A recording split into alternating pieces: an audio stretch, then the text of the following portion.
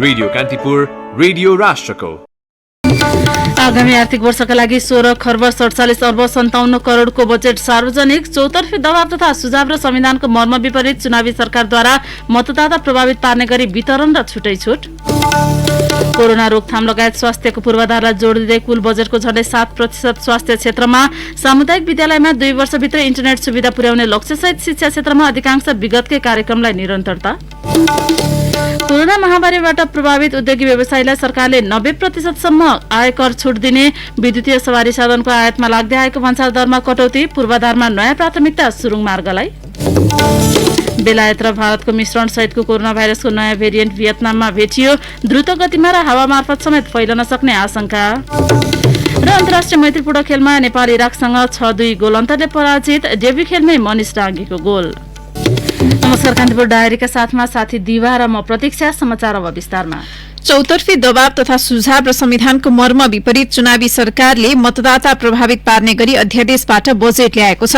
आगामी आर्थिक वर्ष 2078-79 का लागि ल्याइएको बजेटमा बहुसंख्यक नागरिक, पेशा, व्यवसाय र उद्योगी व्यवसायीलाई वितरण, छुट तथा सुविधा दिई निर्वाचनमा प्रभावित पार्ने कार्यक्रमहरू समेटिएका छन्।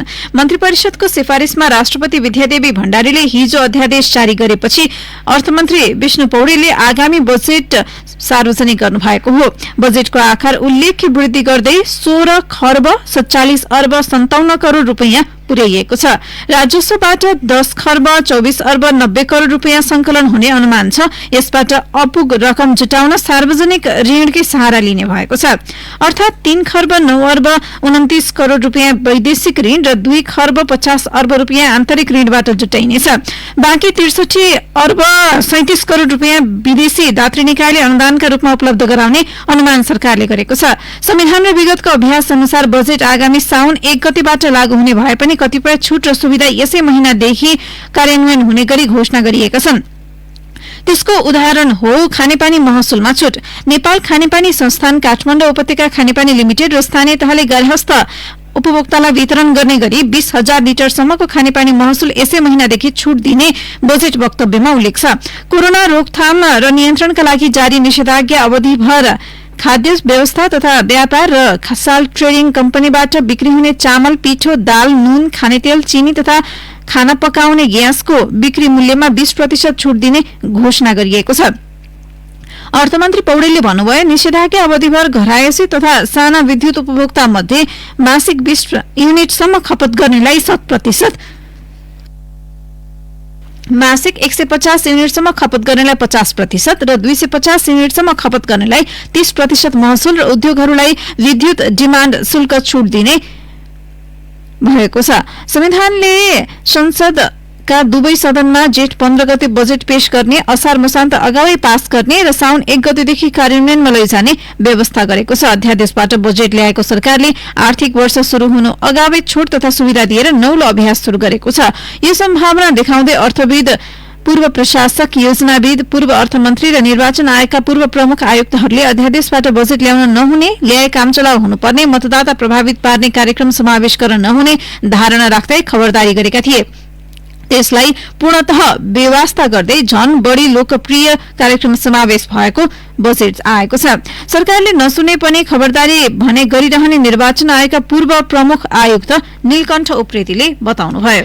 सरकारले लघु, घरेलु, साना तथा ठूलो उद्योगी व्यवसायीलाई 90% सम्म आयकर छुट दिने भएको छ। अर्थमन्त्री विष्णु पौडेलले हिजो आगामी आर्थिक वर्षको बजेट प्रस्तुत गर्दै वार्षिक 20 लाख रुपैयाँसम्म कारोबार गर्ने करदातालाई 90%, 20 देखि 50 लाख रुपैयाँसम्म कारोबार गर्नेलाई 75% र 50 लाखदेखि 1 करोड़ रुपैयाँसम्म कारोबार गर्नेलाई 50% आयकर छुट दिने घोषणा गर्नुभएको हो। चालू आर्थिक वर्षको तुलनामा आगामी वर्षका लागि कर छुटको सीमा बढाइएको हो। यो वर्ष सरकारले वार्षिक 20 लाख रुपैयाँसम्म कारोबार गर्ने करदातालाई 75%, 20 देखि 50 लाख रुपैयाँसम्म कारोबार गर्नेलाई 50% र 50 लाखदेखि 1 करोड़ रुपैयाँसम्म कारोबार गर्नेलाई 25% आयकर छुट दिएको थियो। सरकारले आगामी वर्षका लागि व्यक्तिगत आयकरको सीमा भने यथावत नै राखेको छ। कोरोना महामारीबाट अति प्रभावित होटल, ट्राभल, ट्रेकिङ, यातायात तथा हवाई सेवा चलचित्र उद्योग र सञ्चार गृहको करयोग्य आयमा पनि सरकारले छुट दिने भएको छ, जसअनुसार आगामी आर्थिक वर्षमा ती क्षेत्रले आफ्नो कारोबार योग्य आयको 1% मात्र कर तिरे पुग्नेछ। यसका लागि सम्बन्धित करदाताको वार्षिक कारोबार रकम 1 करोड रुपियाँ भन्दा बढी हुनुपर्नेछ। ती व्यवसायको नोक्सानी सार्न मिल्ने अवधि बढाएर 10 वर्ष पुर्याइएको छ। यस्तै आगामी आर्थिक वर्षमा खासगरी निजी विद्युतीय सवारी साधन कारको मूल्य घट्ने देखिएको छ। ती साधनको आयातमा लाग्दै आएको भन्सार दरमा सरकारले कटौती गरेपछि मूल्य घट्ने अनुमान गरिएको हो। यो सँगै निजी प्रयोगका लागि उपयोग हुने विद्युतीय कारमा लाग्दै आएको कर हटेको छ। चालू आर्थिक वर्षमा विद्युतीय कारमा करिब 200% सम्म कर लाग्दै आएको थियो। सरकारले आगामी आर्थिक वर्षका लागि सो कर घटाएर पहिलेको दर 10% मा झारेको छ। नयाँ व्यवस्था अनुसार विद्युतीय कारमा 10% भन्सार 13% मूल्य अभिवृद्धि कर मात्र लाग्नेछ। बजेट वक्तव्यमा भनिएको छ, विद्युतको आन्तरिक खपत वृद्धि गर्न तथा वातावरण मैत्री यातायातका साधनको प्रयोगलाई बढावा दिन विद्युतीय साधनको आयातमा अन्तःशुल्क पुरै खारेज गरी भन्सार महसुल समेत उल्लेख्य मात्रामा घटाइएको छ। Oxygen gas, liquid oxygen, oxygen cylinder, concentrator लगायत अन्य जीवनदायक सामग्री र औषधि आयात, उत्पादन तथा बिक्री वितरणमा लाग्ने भन्सार महसुल, मूल्य अभिवृद्धि कर र अन्तर्शुल्क 2078 पुससम्म छुट दिएको छ। आगामी आर्थिक वर्षमा इन्डक्सन चुलो, राइस कुकर लगायत विद्युतीय सामग्रीको मूल्य केही सस्तो हुने भएको छ। बजेट मार्फत सरकारले ती सामग्रीको अन्तर्शुल्क खारेज गर्नुका साथै भन्सार दर पनि घटाएर 1% कायम गरेकाले मूल्य घट्ने अनुमान गरिएको हो। यस्तै शिशु स्वास्थ्य र पोषणलाई बढावा दिन भन्दै बच्चाले खाने दूधको भन्सार महसुल 50% घटाइएको अर्थमन्त्री पौडेलले बताउनुभयो। यस्तै चालू आर्थिक वर्षमा केन्द्र, प्रदेश वा स्थानीय तहले स्थापना गरेको कोभिड-19 संक्रमण रोकथाम, नियन्त्रण तथा राहत कोषमा योगदान गरेको रकम सोही वर्षको करयोग्य आय गणना गर्दा खर्च कट्टी गर्न पाउने छुट पनि सरकारले दिएको छ। करदाताले करयोग्य कारोबारमा प्रयोग गरेको डिजेल र एलपी ग्यासमा तिरेको मूल्य अभिवृद्धि कर कट्टी गर्न पाउने सुविधा पनि सरकारले दिएको छ। सरकारले आगामी आर्थिक वर्षको बजेटमा कोरोना रोकथाम तथा स्वास्थ्यको पूर्वाधारलाई जोड दिँदै कुल बजेटको झण्डै 7.5% स्वास्थ्य क्षेत्रमा छुट्याएको छ। स्वास्थ्यमा 1 खर्ब 22 अर्ब 77 करोड़ रुपियाँ विनियोजन गरेको हिजो अर्थमन्त्री विष्णु पौडेलले सार्वजनिक गर्नुभएको हो। यो कुल बजेटको 7.45% हुन्छ। स्वास्थ्य मन्त्रालयका पूर्व प्रमुख विशेषज्ञ डाक्टर सुशीलनाथ प्याकुरेलले भन्नुभयो, यो पटक स्वास्थ्यमा अहिलेसम्मकै धेरै बजेट विनियोजन भएको छ।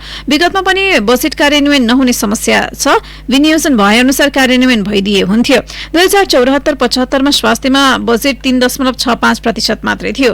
कुल बजेटको स्वास्थ्यतर्फ 2075-76 मा 4.29, 76-77 मा 4.49 थियो भने चालू आर्थिक वर्ष 77-78 मा 6.15 अर्थात 90 अर्ब 69 करोड़ रुपियाँ छ। आगामी आर्थिक वर्षका लागि कोभिड-19 नियन्त्रण तथा रोकथामका लागि मात्रै 37 अर्ब 53 करोड़ विनियोजन गरिएको छ। स्वास्थ्यतर्फ विनियोजित कुल बजेटको 30.56% हुन्छ। अर्थमन्त्री पौडेलले खोप व्यवस्थापनका लागि 26 अर्ब 45 करोड़ रुपियाँ छुट्याएको जानकारी दिनुभएको छ। 18 वर्षमाथिका 72% नागरिकलाई खोप लगाउनु पर्ने हुन्छ। स्वास्थ्य मन्त्रालयका अनुसार 26,65,000ले खोप लगाइसकेका छन्। यसमा 5.5 लाख भन्दा बढीले दोस्रो मात्रा पनि लगाइसकेका छन्। अर्थमन्त्री पौडेलले भन्नुभयो, खोप लगाउन बाँकी सबै उमेर समूहका नागरिकलाई शीघ्र खोप सुनिश्चित गर्न सम्पूर्ण स्रोत सामर्थ्यको उच्चतम प्रयोग गर्दै उत्पादक देश तथा कम्पनीबाट खोप प्राप्त गरी खोप अभियानलाई पूर्णता दिइनेछ। निःशुल्क खोप सुनिश्चितताका साथै कोरोना संक्रमितको पहिचान, नियन्त्रण, रोकथाम तथा उपचार, स्वास्थ्य उपकरण तथा स्वास्थ्य पूर्वाधार विकास समग्रको आपूर्ति र चिकित्सक तथा स्वास्थ्य कर्मीको प्रभावकारी परिचालनलाई सरकारले प्राथमिकतामा राखेको मन्त्री पौडेलले बताउनुभयो। उहाँले भन्नुभयो, कोभिड-19 संक्रमणको भरपर्दो उपचारको व्यवस्था गरी सबै नेपालीको जीवन रक्षा गर्न सरकार प्रतिबद्ध छ। स्वास्थ्य जोखिम न्यूनीकरण गर्न सबै सामर्थ्यको उपलब्ध सम्भावनाको उपयोग गर्न बजेट केन्द्रित छ। कोभिडका बिरामीको उपचारका लागि आईसीयू, एचडीयू, भेन्टिलेटर, टेस्ट किट लगायत आवश्यक उपकरण खरिद गर्न 4 अर्ब विनियोजन गरिएको उहाँले बताउनुभयो। प्रधानमन्त्री केपी शर्मा ओलीले शुक्रबार राष्ट्रका नाममा गरेको सम्बोधनमा 180 भेन्टिलेटर, 630 आईसीयू, 1400 एचडीयू र 19 अक्सिजन प्लान्ट थपिने बताउनु भएको थियो।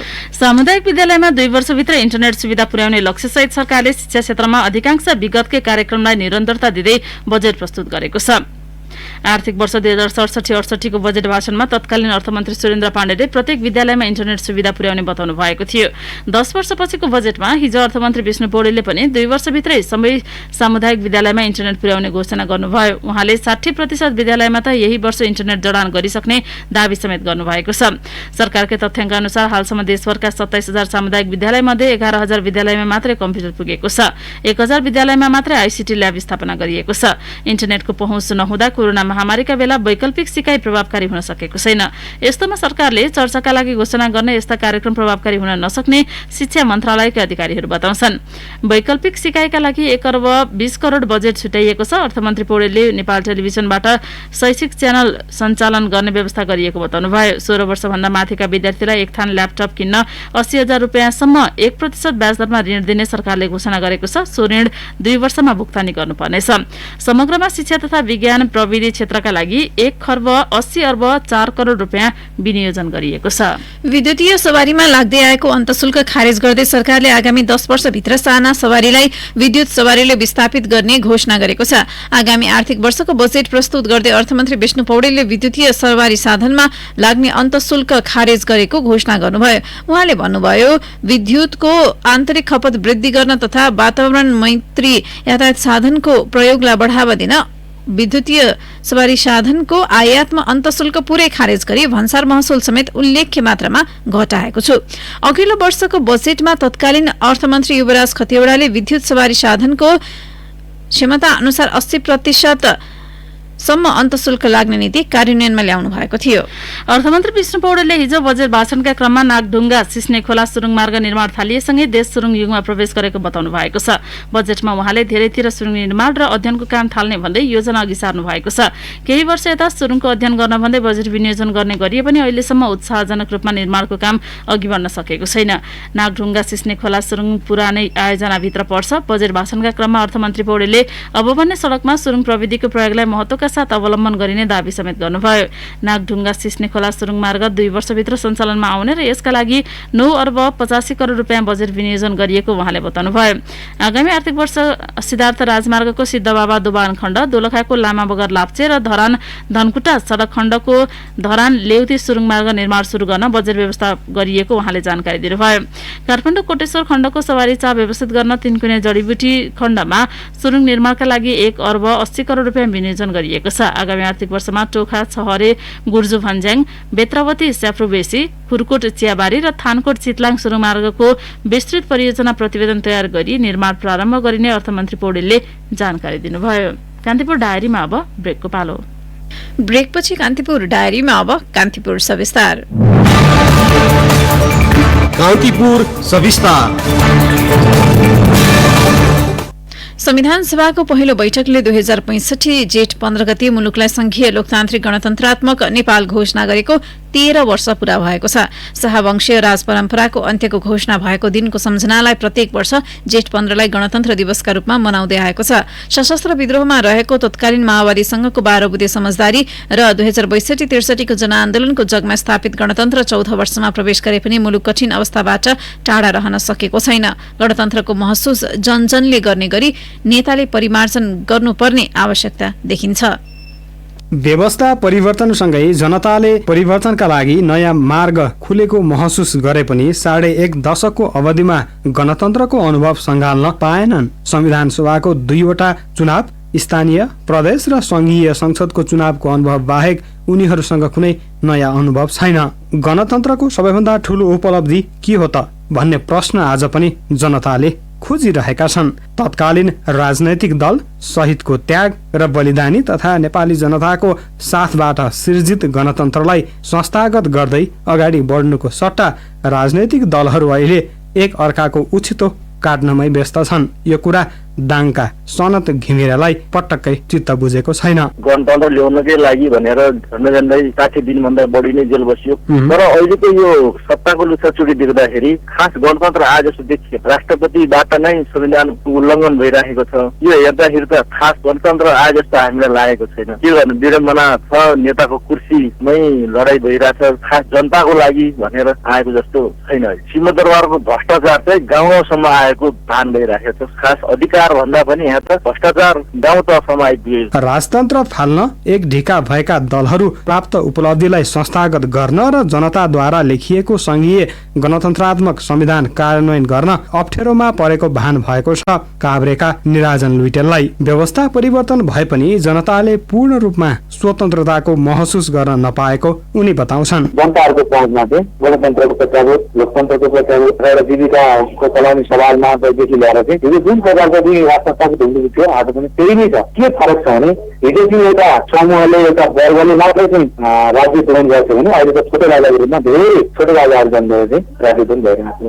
दाङका घिमिरे र काभ्रेका लुइटेलको भनाइबाट प्रष्ट हुन्छ कि जनतालाई सुख, शान्ति र समृद्धि अनुभव गराउन राजनीतिक दलहरू पछि परेका छन्। गणतन्त्र भन्दा पनि संवैधानिक राजतन्त्र नै ठिक भन्ने करिब 3 करोड जनताबाटै गाईगुई उठ्न थालेको छ। गणतन्त्रको लाभ सामान्य नागरिकसम्म पुग्न त परको कुरा छाया समेत आफूहरूले महसुस गर्न नसकेको बताउँछन् झापाका चन्द्र भण्डारी। गणतान्त्रिक मूल्य यस्तो हुँदैन। अस्थिरता, अराजकता, अनिश्चय, भय, त्रास, गरिबी, भोकमरीको चरम रूप गणतन्त्र हुन सक्दैन। त्यो सबै रूप हामीले भोगिरहेका छौँ। यद्यपि यसका विरुद्धमा हामी जाँदैछौँ। त्यसलाई कसरी परिमार्जन गर्ने, कसलाई सुव्यवस्थित गर्ने, कसरी नयाँ चेतका साथ अगाडि बढ्ने भन्ने कुराको खोजीका लागि फेरि पनि अरू आन्दोलनको जरुरी छ। गणतन्त्रको रङसँग, त्यसको परिभाषासँग नेपालको गणतन्त्र मिल्दैन। लामो सङ्घर्षबाट गणतन्त्र आए पनि नेता तथा शासकहरूले त्यसलाई सत्ताको भर्याङ मात्रै बनाउँदै आएकोमा पर्वतका राजीव लामिछाने वाक्क दिक्क छन्। तर व्यवस्थाकै विरुद्धमा लाग्नुपर्ने समय नभएको उनी बताउँछन्। जुन ध्येयका साथ गणतन्त्र ल्याइएको थियो सबै दिन त्यो ध्येय पुरा भएको अवस्था छैन। वास्तवमा शासक र जनता बीचको अन्तर सम्बन्ध हुन पाएको छैन। विकल्पमा त पटक 10-15 वर्ष 2-4 वर्षमा अर्का नयाँ अभ्यास जाँदाखेरि देशलाई ठुलो भार हुन्छ, जनताहरू आन्दोलनका आन्दोलन हुन्छ, त्यो समृद्धिको कल्पना हुन सक्दैन। जनताद्वारा निर्वाचित हुने र जनताप्रति जवाबदेहिता नहुने प्रवृत्ति सुधारे मात्रै हुन्छ। यहाँ कुनै व्यवस्था अप्रिय भएको होइन। व्यक्तिको प्रवृत्तिका कारणले व्यवस्थाप्रति हाम्रो अप्रियता आएको। आम नागरिकले राज्यबाट पाउनुपर्ने अधिकार दिए मात्र त्यो नै गणतन्त्रको सच्चा सम्मान हुने बताउँछन् सिन्धुलीका रामहरि कोइराला। जुन सोचले चाहिँ नेपाली जनताले गणतन्त्र ल्याएका थिए होइन, त्यो सोच अनुसार चाहिँ भन्दा पनि एकदम बिल्कुलै फरक गयो क्या। एउटा पार्टीका कार्यकर्ताको भूमिकामा राष्ट्रपतिले काम गर्दै गर्दाखेरि गणतन्त्रप्रति एकदमै वितृष्णा सिर्जना गर्यो। जस्तो अब हिजै पनि ओलीको वक्तव्यले के भन्छ भन्दाखेरि असफल भइसकेको प्रणालीलाई झन् घृणित बनाउने काम भयो भन्छ। उसले असफल प्रणाली भनिरहेको क्या। जो चाहिँ हिजो गणतन्त्रको पक्षमै थिएन, ऊ व्यक्ति नेतृत्वमा छ भने अनि गणतन्त्र अहिले त साँच्चै भन्ने हो भने के हो त भन्दाखेरि उसले त्यो गणतन्त्रलाई माफ गर्ने मनसाले चाहिँ थिचिरहेको जस्तो देखिन्छ क्या। जनभावनाको कदर गर्दै उनीहरूका सपनालाई साकार पार्न व्यक्तिगत स्वार्थ भन्दा दल तथा तिनका कार्यकर्ता माथि उठ्न सके गणतन्त्र संस्थागत हुने थियो र संयौं ज्ञानेन्द्र जन्मिएको भान आम मानिसबाट चिर्न सकिन्थ्यो। त्यसैले सत्ता मोह, कुर्सी मोह र अहंकार छोडौं, जनमतको कदर गरौं। गणतन्त्र दिवसको शुभकामना। रेडियो कान्तिपुरका लागि प्रिन्स गौतम। कान्तिपुर सविस्तार।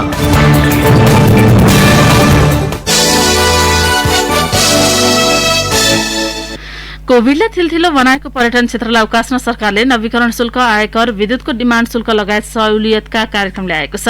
विदेशी पर्यटक संख्या बढाउन सरकारले भिजा शुल्क नै मिनाहा गरिदिएको छ। अर्थमन्त्री विष्णु पौडेलले कोभिड-19 प्रभावित होटल, ट्राभल, ट्रेकिङ लगायत पर्यटन व्यवसाय, हवाई सेवा व्यवसायीले इजाजत र नवीकरण दस्तुरमा छुट दिने बताउनुभयो। कोभिड-19बाट प्रभावित होटल, ट्राभल, ट्रेकिङ, यातायात तथा हवाई सेवाले अब कर योग्य आयमा 1% मात्र आयकर बुझाउनु पर्ने भएको छ। त्यस्ता व्यवसायको नोक्सानीको अवधि 10 वर्षसम्म सार्न मिल्ने भएको छ। पर्यटन क्षेत्रसँग सम्बन्धित व्यवसायीहरूले भने आफूहरूले सुझाव अनुसारको बजेट नआएको भन्दै असन्तुष्टि जनाएका छन्। यसैबीच आन्तरिक सुरक्षा र प्रतिरक्षा खर्चको हिस्सा बढाउँदै आगामी आर्थिक वर्ष 2078-79 का लागि गृह र रक्षा मन्त्रालय तथा यस अन्तर्गतका निकायलाई कुल बजेटको करिब 13.25% रकम विनियोजन गरिएको छ। सीमा सुरक्षा, विपद व्यवस्थापन, अध्यागमन प्रशासनको आधुनिकीकरण, शान्ति सुरक्षा तथा अपराध अनुसन्धान नियन्त्रण, कारागार व्यवस्थापन, सुरक्षा निकायका भौतिक संरचना निर्माण लगायत कार्यक्रमलाई प्राथमिकतामा राखेर सरकारले बजेट विनियोजन गरेको छ। गृह र रक्षा मन्त्रालय तथा अन्तर्गतका निकायका लागि 2,17,94 करोड रुपियाँ छुट्याइएको छ। चाङ्गुनारायण नगरपालिका भक्तपुर दुवाकोटमा निर्माण प्रस्ताव गरिएको वीर अस्पतालको नयाँ भवन राष्ट्रिय गौरवका आयोजनाका रूपमा अन्तर्राष्ट्रिय स्तरको बन्ने भएको छ। आर्थिक वर्ष 2078-79 मा विस्तृत परियोजना प्रतिवेदन डीपीआर तयार गर्ने र 3 वर्षभित्र निर्माण सम्पन्न गरिने अर्थमन्त्री विष्णु पौडेलले बजेट वक्तव्य मार्फत जानकारी दिनुभएको छ। विस्तारित अस्पतालमा पुग्न यातायातको सहजीकरणका लागि जडीबुटी मनोहरा खण्डमा 4 लेनको करिडर निर्माण गरिने पौडेलले बताउनुभयो। सरकारले आगामी आर्थिक वर्ष 78-79 का लागि उद्योग वाणिज्य तथा आपूर्ति मन्त्रालयलाई 13 अर्ब 58 करोड बजेट विनियोजन गरेको छ। यो बजेट रकम आर्थिक वर्ष 2077-78 को तुलनामा 65 करोड बढी हो। सरकारले 2 लाख जनालाई 100 दिनको रोजगारीका लागि 12 अर्ब रुपियाँ विनियोजन गरेको छ। यो रकम प्रधानमन्त्री रोजगार कार्यक्रम मार्फत खर्च हुनेछ। चालु आर्थिक वर्षमा 1,05,600 जनाले औसत 16 दिनको रोजगारी पाएका छन्।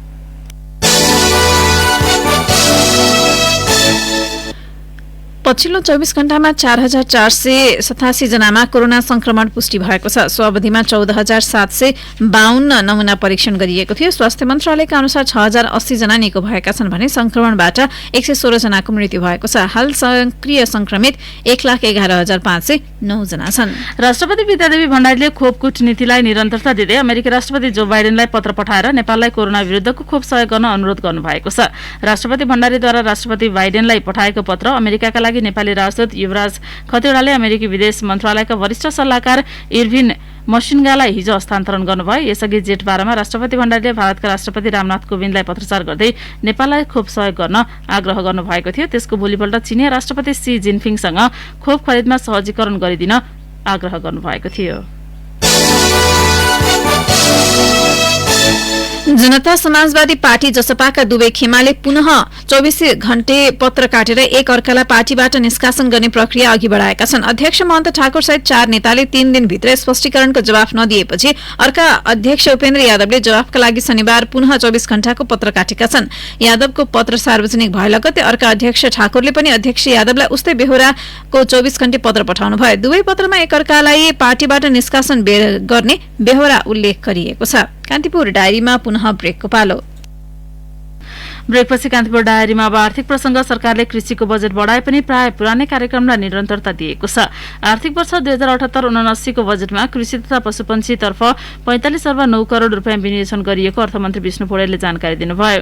कृषि बजेट 77-78 को तुलनामा 3 अर्ब 69 करोड रुपियाँ बढी हो। सरकारले आर्थिक वर्ष 2077-78 मा कृषि तथा पशुपन्छीतर्फ 41 अर्ब 40 करोड छुट्याएको थियो। पौडेलले भन्नुभयो, कृषि क्षेत्रलाई आधुनिकीकरण तथा व्यवसायीकरण गरी उत्थानशील अर्थतन्त्रको प्रमुख आधारका रूपमा विकास गरिनेछ। कृषि उपजको मूल्य श्रृंखलाबाट उत्पादक किसान लाभान्वित हुने व्यवस्था गरिनेछ। कृषि उत्पादनको विविधीकरण एवं विशिष्टीकरण मार्फत उत्पादकत्व अभिवृद्धि गरी नागरिकको खाद्य एवं पोषण अधिकार सुनिश्चित गरिनेछ। कृषि तथा पशुपन्छी विकासतर्फ 45 अर्ब 9 करोड विनियोजन गरेको छ। सरकारले आगामी साउन 1 देखि 40 माइक्रोन भन्दा पातलो प्लास्टिकको उत्पादन, आयात, बिक्री, वितरण र प्रयोगमा प्रतिबन्ध लगाउने भएको छ। प्लास्टिकजन्य पदार्थबाट प्रदूषण न्यूनीकरण गर्न बजेट मार्फत सरकारले त्यस्तो व्यवस्था गर्न लागेको हो। शपिङ मल र डिपार्टमेन्टल स्टोर लगायतले प्लास्टिकको झोलाको सट्टा सुती, जुट वा कागजको झोला प्रयोग गर्नुपर्नेछ।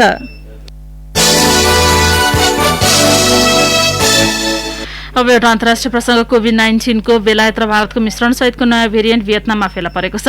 भियतनामका स्वास्थ्य मन्त्री गुएन थान लङले हावा मार्फत समेत फैलने र तीव्र गतिमा सर्ने प्रकृतिको नयाँ भेरिएन्ट पत्ता लागेको बताउनुभयो। यो नयाँ भेरिएन्ट अत्यन्त खतरनाक रहेको स्वास्थ्य मन्त्री लङको भनाइ छ। जनवरी 2020 मा पहिलो पटक पत्ता लागेको कोभिड-19 का जीवाणु हजारौं पटक उत्परिवर्तन भएको भेटिएको छ। नयाँ भेरिएन्टको नाम छिट्टै राखिनेछ। नयाँ भेरिएन्टले मानिसमा गर्ने असरबारे अध्ययन अझै हुन बाँकी रहेको बीबीसीले उल्लेख गरेको छ। पछिल्लो केही सातामा भियतनाममा कोभिड-19 को संक्रमण बढेको छ। हालसम्म भियतनाममा 6,700 मा कोभिड पुष्टि भएको छ भने 47 जनाको मृत्यु भएको छ। यसअघि भियतनाममा 7 वटा भेरिएन्टका कोरोना भाइरस भेटिएको थियो। अब खेल प्रसंग। अन्तर्राष्ट्रिय मैत्रीपूर्ण खेलमा नेपाल बलियो टोली इराकसँग पराजित भएको छ। इराकको घरेलु मैदानमा गैराती भएको खेलमा नेपाल 6-2 गोल अन्तरले पराजित भएको हो। इराकसँगको चौथो भेटमा नेपालले घरेलु टोली विरुद्ध 2-1 को अग्रता बनाए पनि त्यो लामो समय रहन सकेन। इराकको बसरामा भएको खेलमा 7औं मिनेटमा इराकले कप्तान अला अब्दुल जहर खासिमको गोलबाट अग्रता बनाएको थियो, तर त्यसको केही मिनेटमा इराकका अहमद इब्राहिमले आत्मघाती गोल गरेपछि नेपाल खेलमा फर्किएको थियो। अन्जन विष्टको प्रहार रोक्ने क्रममा इब्राहिमले आत्मघाती गोल गरेका थिए।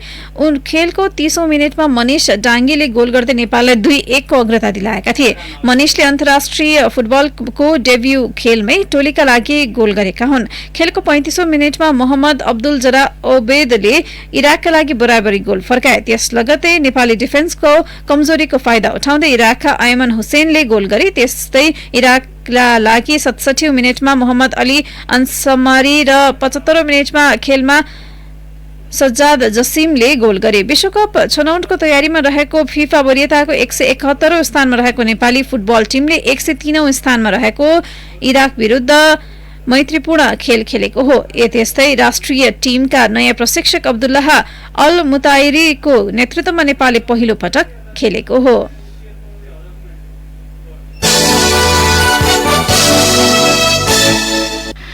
यसअघि प्रसारित समाचारमा विश्वकप छनौटको तयारीमा रहेको फिफा वरियताको 171औं स्थानमा रहेको नेपाली फुटबल टिमले 103 स्थान माथिको इराक विरुद्ध मैत्रीपूर्ण खेल खेलेको हो हुनुपर्नेमा अन्यथा भएकोमा सच्याएको छ। अब मौसम सम्बन्धी जानकारी। काठमाडौँ उपत्यका सहित देशभर आंशिकदेखि सामान्य बदली हुने जल तथा मौसम पूर्वानुमान महाशाखाले जनाएको छ। मुलुकका केही स्थानमा मेघगर्जन, चट्याङ, हावाहुरी सहित हल्कादेखि मध्यम वर्षाको सम्भावना रहेको महाशाखाको अनुमान छ। केही बेर अघि 18 डिग्री सेल्सियस मापन गरिएको काठमाडौँ उपत्यकाको अधिकतम तापक्रम आज 26 डिग्री सेल्सियससम्म पुग्नेछ। सूर्योदय बिहान 5:08 भयो भने सूर्यास्त साँझ 6:54 हुनेछ। हस्त कान्तिपुर डायरीको यो बुलेटिन अहिलेलाई यही सकिन्छ। दिवा र प्रतीक्षा बिदा हुन्छौं। नमस्कार।